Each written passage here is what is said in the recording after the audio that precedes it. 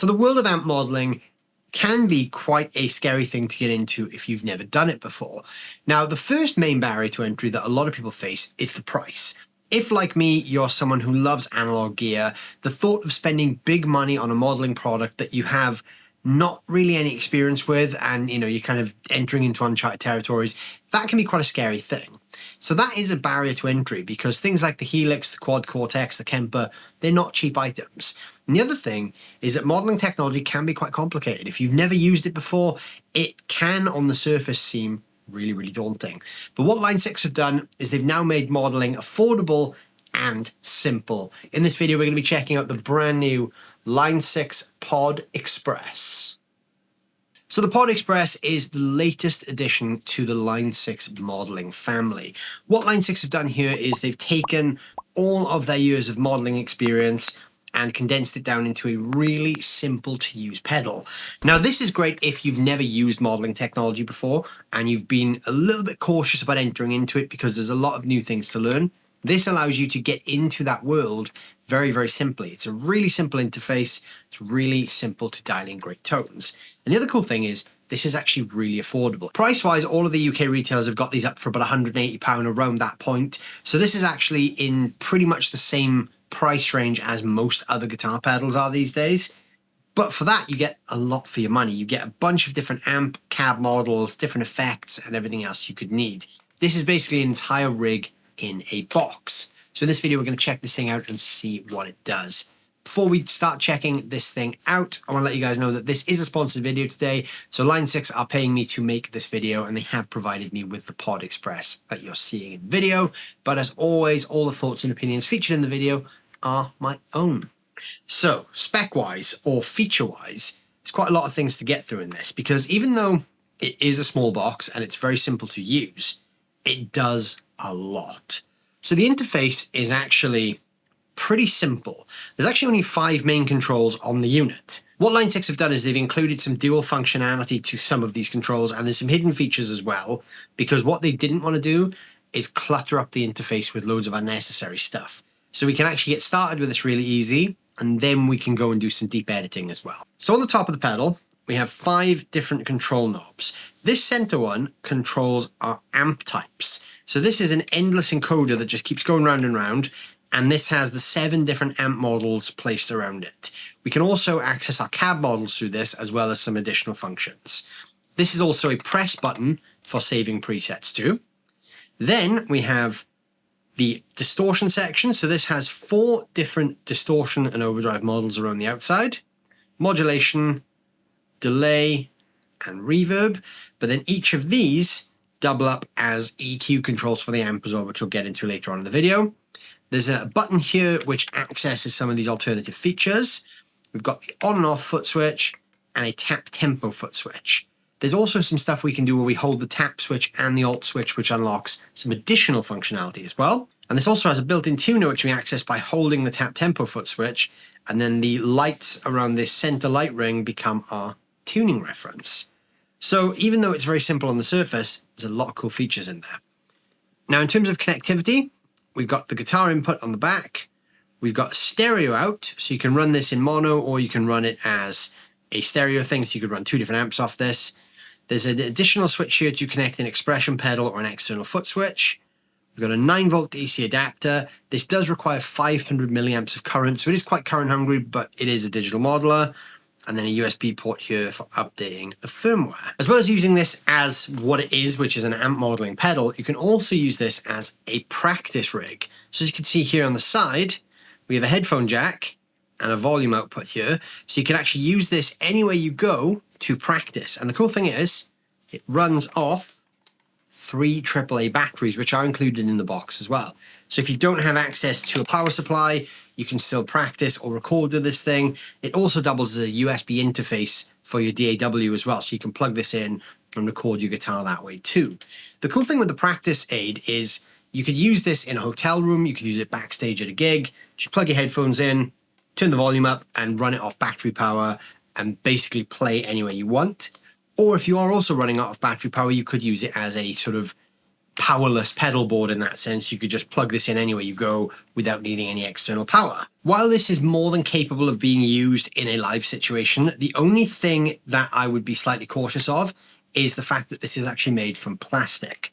Now, upon inspection, it feels like a really high quality plastic, and honestly, I don't think it would fall apart if you were using it on a gig. I mean, even if you were, I don't want to say really stamping on your pedals, but if you were using it with the sort of average pressure that most guitar players use when they're on stage, it should be fine. But to me, that always rings alarm bells, because as a touring musician, I know how much my gear can sometimes get, beaten around, and, you see the wear and tear that happens on the road. So the plastic would be a slight cause for concern, but honestly, it feels like good quality plastic. But if you were going to use this in a gigging situation, I would definitely keep that in mind. Where I would probably use this in a gigging situation is maybe not on the floor. I would probably use this as a backup rig to my amp, because I tour with a real amp, but I don't have the luxury of being able to take a second backup amp with me.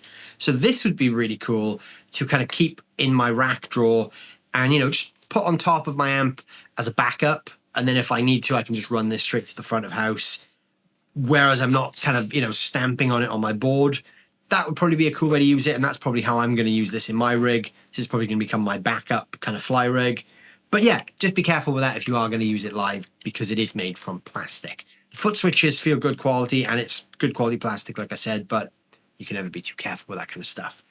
But yeah, there's a lot of different sounds to get through now, so I'm going to plug this thing in. I'm going to hear some of the tones this has. All right, so gear-wise, for this video today, I'm using my Chapman Guitars ML1X. This is plugged into the Pod Express, which is going mono into my audio interface. So really, really simple rig. So the first thing I'm going to talk about is the amp modeling, which is controlled with this center control here.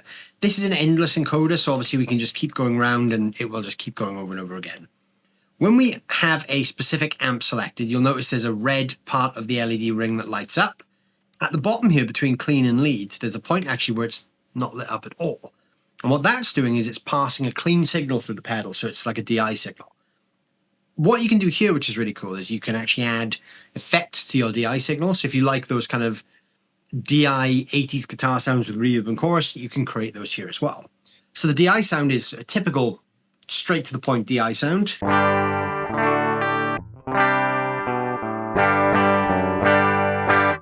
Very, very dry, very kind of straight up as you'd expect. Now, when we start to turn this knob, now we're actually in amp mode. So now I'm going to go through the 7 different amp types that we have. So excuse me reading off the manual here just while I reference what all the different amp types are. But the clean amp is a Fender Princeton reverb. Then we've got the special, which is a Line 6 litigator. The chime, which is a matchless DC30 channel 1. Dynamic, which is a Ben Adrian cartographer. Crunch, which is a Friedman BE100. The heavy, which is a Line 6 Oblivion. And the lead, which is a PV5150. Now, each of these also has a specific cab type associated with it as well, which we'll talk about in a moment. So I'm going to start just by playing a bit and moving through the different amps. What I am going to do is I'm going to add just a little bit of hall reverb, just because I don't like a completely dry guitar sound. So I'm just going to play through all 7 amps now so you can hear the range of what you can get amp-wise.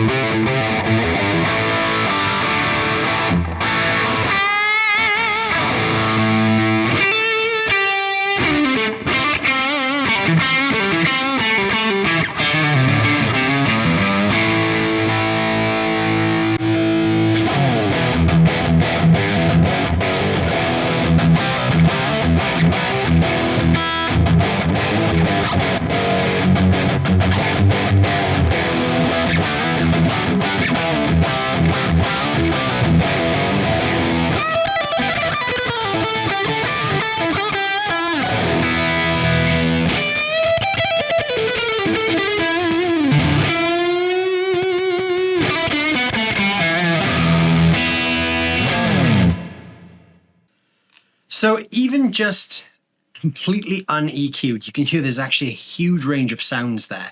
Now, that is just as it all comes out the box. So obviously the gain levels at this stage are going to be dependent on the guitar you're feeding in as well. For instance, when I'm playing on the clean amp, if I dig in on the humbucker, we get to that kind of just off clean sound when we play with single coils.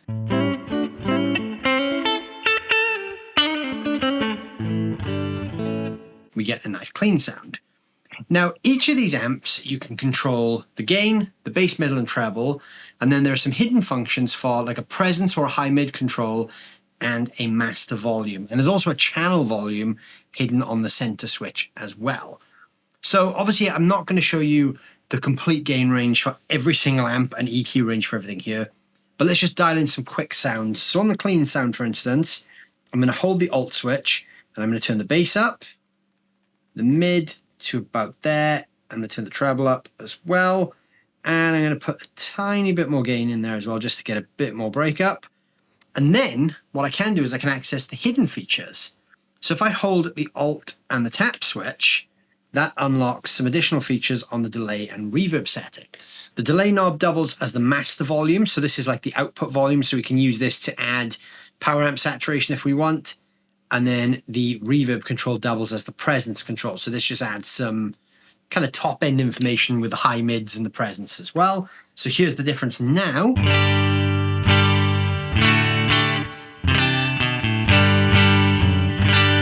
So you can hear now that's way more scooped. So now I'm just going to boost the volume a little bit.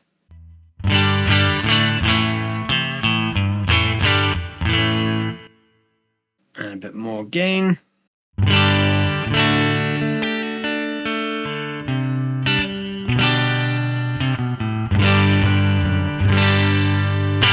So I can kind of push that amp into overdrive if I want there. What I can also do then is, let's say I'm on the crunch amp, which is like my Friedman style. I can dial in a nice kind of mid-heavy sound with a bit more gain.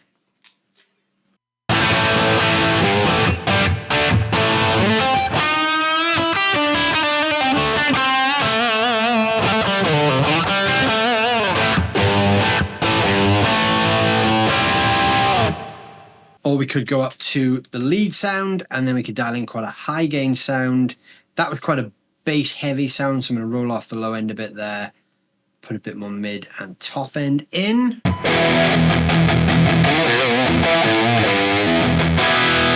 Probably actually a bit too much gain, so I'm going to back the gain off a bit there.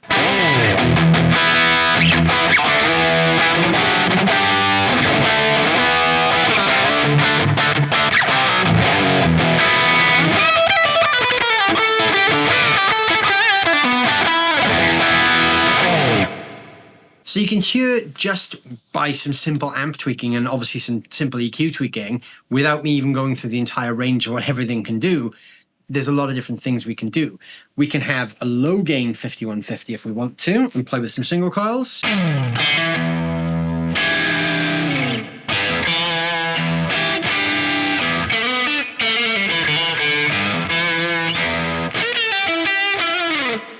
Or I could go down the other end of the spectrum and go to the Fender Princeton and crank the gain.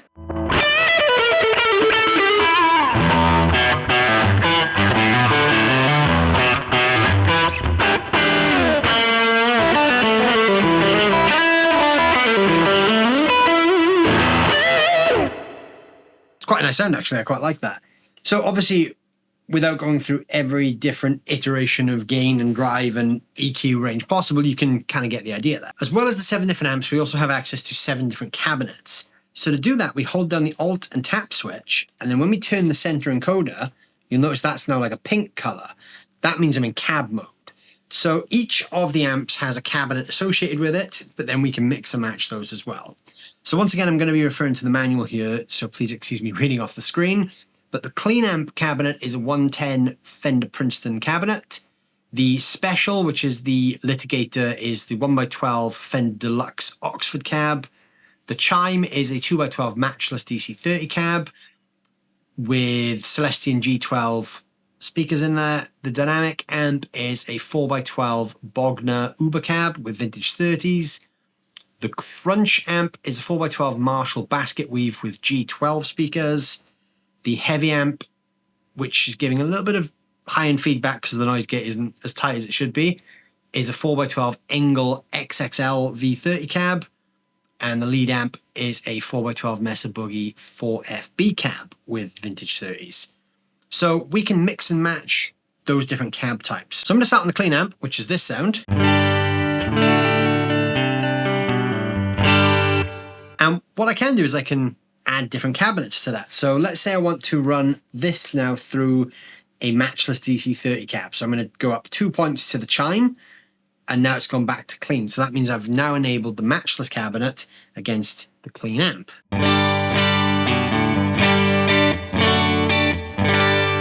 Or I could go to a 4x12 cab with a Fender Princeton.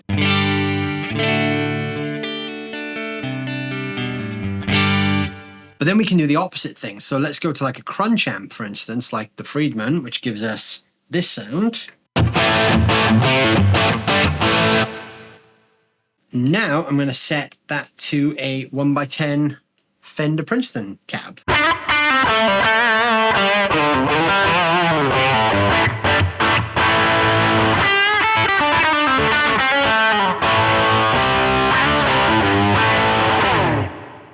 So you can hear that kind of takes off some of the low end because we're using a smaller speaker there. Now, obviously, that gives us a ton of different options for, again, tweakability.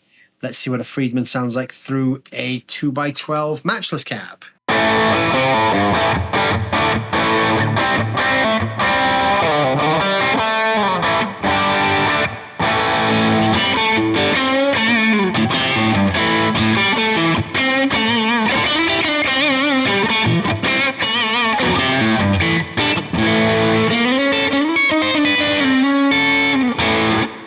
Tons of options, as you can see. So now we're going to start talking about the different effects models and pedals that are built into this thing. So I've gone back to the clean amp now, but I've gone to the 1x12 Fender cabinet, which is the one linked to the special amp. What we're now going to do is we're going to go through each of the 4 different control knobs for the effects types. So we've got distortion, modulation, delay, and reverb. When we use each of these sections, each one is divided into 4, so there are 4 effects per segment. Now, the center light ring will change color depending on which one I'm using. So the distortion section, as you can see here, is a yellowy orange color. So as I start to increase this, you can see the LED lights change color to yellow. Now, as I go up, so the first part is boost, and then that goes into overdrive. So as I turn the boost up, you'll see that goes all the way around the light ring. When I get to the top of the range, it then goes back down, which means I'm now in the next segment, which is overdrive. So that's now my overdrive level. That goes up into distortion, and then that goes up into fuzz. So we've got a nice visual representation there of what's going on with the effects. So we've got 4 different things on the distortion knob. The boost is a Klon Centaur style. The overdrive is a TS-808 Tube Screamer. The distortion is a Keeley modded DS1. And the fuzz is a Ram's Head Big Muff from Electro Harmonics. So I'm just going to play a bit now, and I'm going to move through those 4 distortion settings so you can hear what they sound like.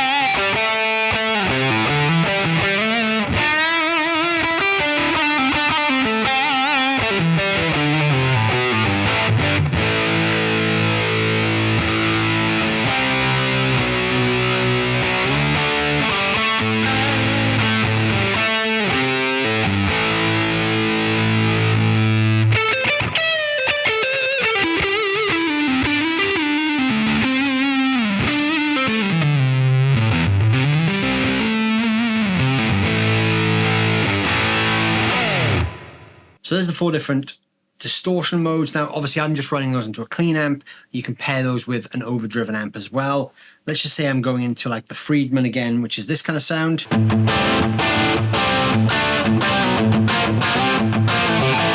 I want to put a tube screamer in front of it. I can do that.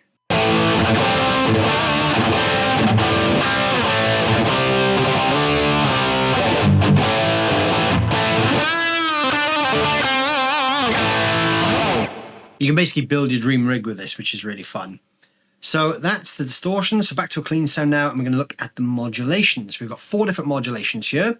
We've got a chorus, which is the modded Arion SCHZ chorus, the flanger, which is the MXR 117 flanger, a phaser, which is an MXR Phase 90, and a tremolo, which is a Fender optical tremolo circuit.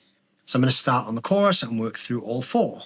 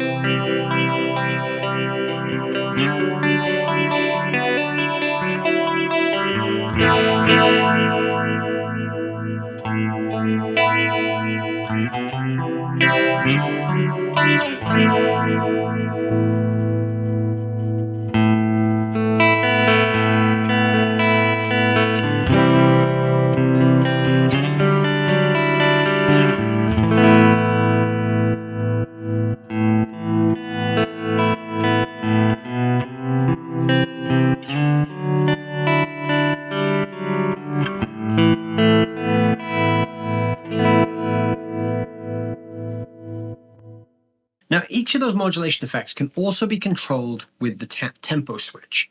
So the range you get on this part is the depth of the effect. So let's use the tremolo for an example. If I want a really choppy tremolo sound, but I want that faster, I can now tap that in with the tap tempo switch.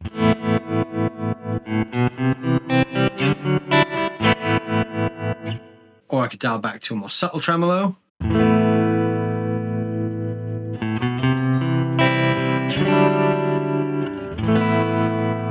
The same is true for something like a chorus. I can have a really intense, fast chorus.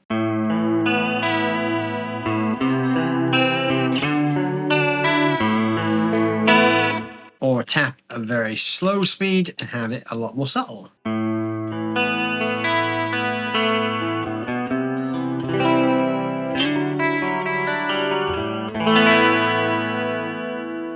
Now again, all of those things can be put together with the drive sounds. So I could go for like a crunch sound with a bit of overdrive and a bit of chorus for kind of like an 80s rock guitar sound.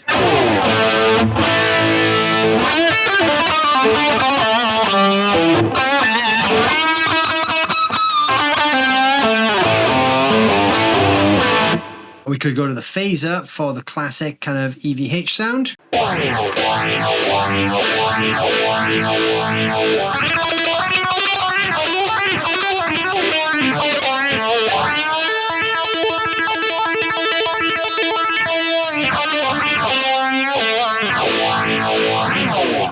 Now we're going to check out the reverbs because I've had a reverb on all along here. So we've got a spring reverb, a hall reverb, a plate reverb, and a space reverb. These are all Line 6 original designs. So they're each emulating different things. So the spring reverb is kind of like a spring reverb tank that you get in an amp. The hall is like a big sounding hall. The plate reverb is a typical studio style plate. And then the space reverb is a little bit more of an ambient, sort of fun, really big sounding reverb. So again, I'm just going to play a little bit and move through the 4 different reverb options.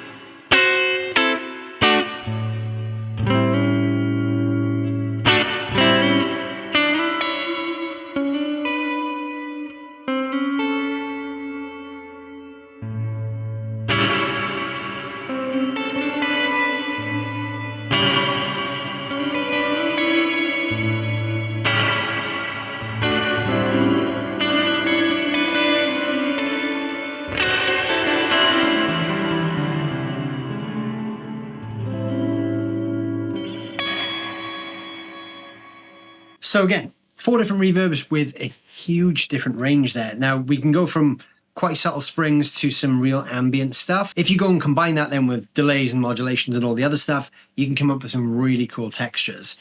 I really like the plate reverb actually on about halfway. That's a really nice sound. It's got that nice shimmer to it that a good plate has. I'm always a sucker for a good hall reverb as well. I just love the way that kind of puts your guitar into a real natural sounding space. And then the final thing is the delays. So we've got 4 different delays here. We've got an analog delay, which is a Boss DM2 with an Adrian mod. The digital delay, which is a Line 6 original. We've got the tape delay, which is a Maestro Echoplex EP3. And we have a ping pong delay, which is a Line 6 original. But then with the delay control, if we turn that all the way up, we actually go into looper mode as well. So we can actually create loops here as well and layer things up as well. So I'm going to go through the 4 different delay modes now. And again, the tap tempo controls the speed that we're hearing the delay back at. So I'm just going to tap that in a little faster than it currently is. And we'll go through the 4 delay modes.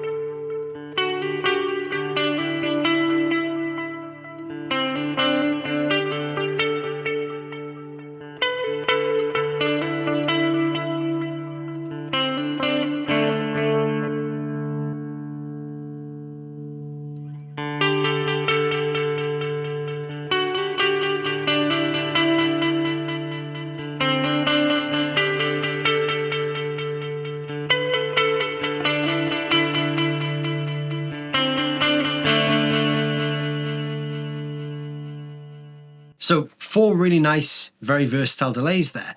There's a real clear difference between them as well. The analog and the tape delay have that really nice decay.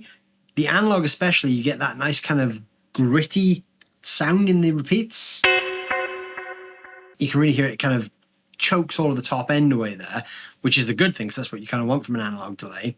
And if you want those pristine repeats, go for that digital, where you get those real snappy sounding repeats. The ping pong delay will work in stereo, so if you're running this in stereo as well, you'll get the full ping pong effect as well. So lots of cool sounds there with the delays. And as you can imagine, just with the features I've talked about so far, you can combine all of those things to get some really crazy sounds. Now, I mentioned that there's a noise gate in this thing as well. Now, that's really useful if you're in some of the higher gain modes, like the heavy mode, for instance, where we're playing with a lot of gain. You can turn that gain up a bit more, and you can hear that kind of low-level feedback. If you hold the Alt and the tap switch, these top 2 controls now become your noise gate. So this is your threshold. So the lower this is, the more noise it lets through, and the higher it is, the more it clamps down on that noise. And then this control is your decay. So the higher this is, the longer it takes for the noise gate to take effect, and the lower it is, the quicker the noise gate. So you can hear now, I've actually stomped out that noise.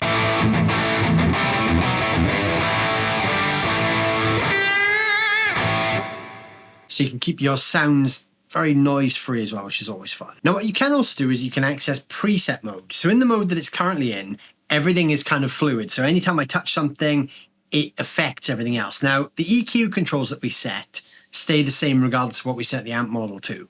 So if I go between the different amps, my EQ parameters are exactly the same. So you need to keep that in mind when you're dialing in different amp sounds. But what you can do is you can save those as presets. To save a preset, you just hold down this middle button. Now, if I want to go into preset mode, there are a bunch of presets already on here as well. I simply hold down both the foot switches at the same time. And now I've gone into preset mode. You'll notice this has changed white. So now when I go through this, I've got 7 different presets. And when I get to the top of that, I go into a different bank. So there's a yellow bank, a purple bank, and a white bank. So there's 3 banks of 7. So there's 21 different presets there. You can also get to the next preset just by pressing the tap switch. And this just turns, that goes backwards and that goes forward. So you could have 7 different presets in the same bank. And then obviously when I get to the top of that bank, it'll just take me into the next bank. Now, I have no idea what these presets are. There's nothing in the manual that says exactly what the presets are. So I'm just going to play a little bit and cycle through them so we can hear some of the presets.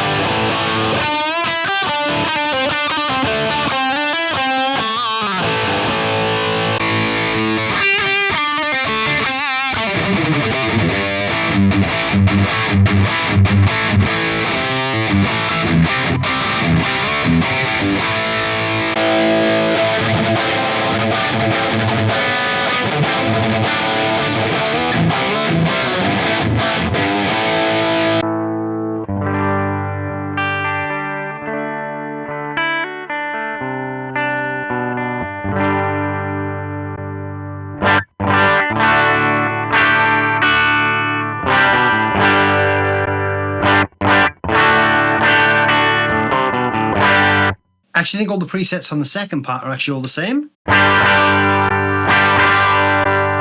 Yeah, so those are actually all the same.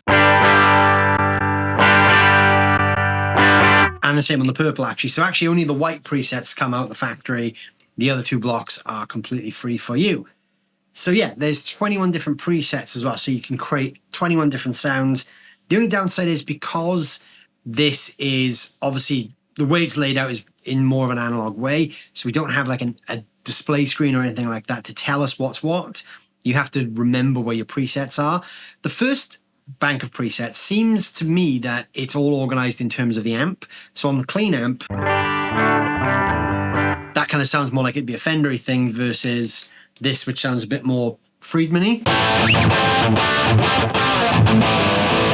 So that's one way you could organize your presets, is actually save the preset corresponding to the amp position on the dial as well, just to make your life easier.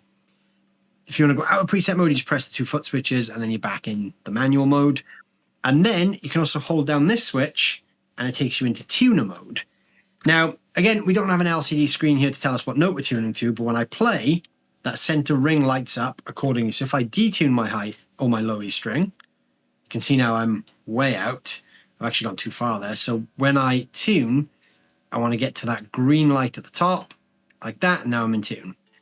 So you do have to kind of know roughly where you are in terms of pitch, because you don't have a reference in terms of the screen telling you, but you can still use that if you're stuck and you need to check your tuning. That's also a useful feature to have. So there you go. There are some of the sounds and features of the Line 6 Pod Express.